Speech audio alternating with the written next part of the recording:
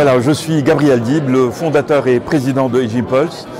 C'est ma deuxième société. En fait, la première, ça a été pareil. C'était une innovation disruptive d'un labo de recherche, l'INRIA. On était hébergé à Télécom Paris. Et c'était une solution qui a permis de sécuriser des événements comme l'OTAN, le G8, le G20, donc et équiper la police nationale. Et le business, c'était dans les sites industriels et les collectivités. Ce que je voulais dans ce projet, c'était un projet à impact en fait. Et c'est un projet qui me tient à cœur depuis des années.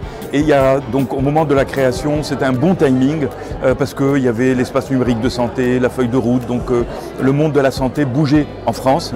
Et en fait, il y avait beaucoup de solutions pour la détection de chute. Ce que je voulais, ce à quoi je tenais, c'était une solution qui permet de prévenir le risque de chute. Et c'est ça finalement qu'on a pu développer avec l'équipe. Voilà. La plupart de nous sont concernés par la chute de nos proches en fait. Et ce ne sont pas des problèmes isolés. Vous voyez, d'après le plan national anti-chute, on a plus de 2 millions de chutes par an pour les personnes âgées de plus de 65 ans. Ça occasionne 130 000 hospitalisations et plus de 10 000 décès.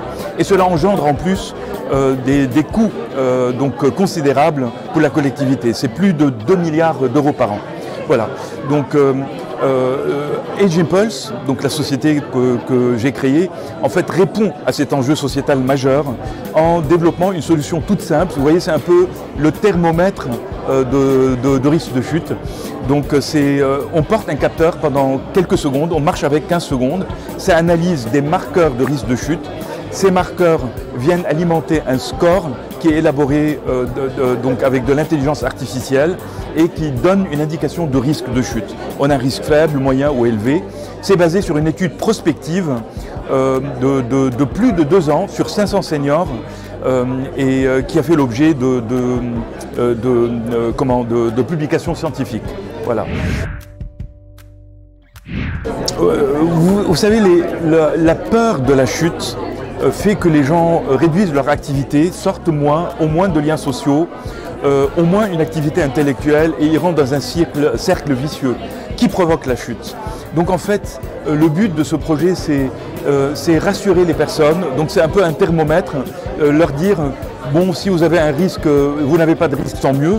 Si vous avez un risque, eh bien, consultez un médecin traitant parce que ça peut être juste un problème de l'oreille interne, des yeux, des médicaments que vous prenez, ou ça peut être un problème de fonte de la masse musculaire. Et là, la bonne nouvelle, c'est on a identifié les marqueurs défaillants de la chute et ça oriente le travail dans un centre de rééducation ou du kiné et d'une façon ludique. En visualisant en fait ce marqueur défaillant et en suivant les consignes du kiné, on voit qu'on est en train d'améliorer, de réduire ce risque, d'améliorer son marqueur défaillant. Vous voyez, donc c'est une solution qui incite en fait à rejoindre un parcours de soins s'il y a ce besoin et en même temps ça donne un message positif comme quoi on peut récupérer en fait et ne pas chuter. Parce que la chute, c'est quand même en général un début d'un cercle très vicieux. Voilà. Déjà, nous sommes incubés, en fait, hébergés dans un incubateur en fait, du territoire qui est dédié à la silver economy et où nous travaillons avec des labos et des universités en fait, du territoire. Donc pour nous, c'était plus que normal de participer et c'était un plaisir de montrer la dynamisme en fait, de ce territoire et de ce qu'on peut y développer. Et bon, j'ai été agréablement surpris, même ravi de recevoir ce prix. Voilà.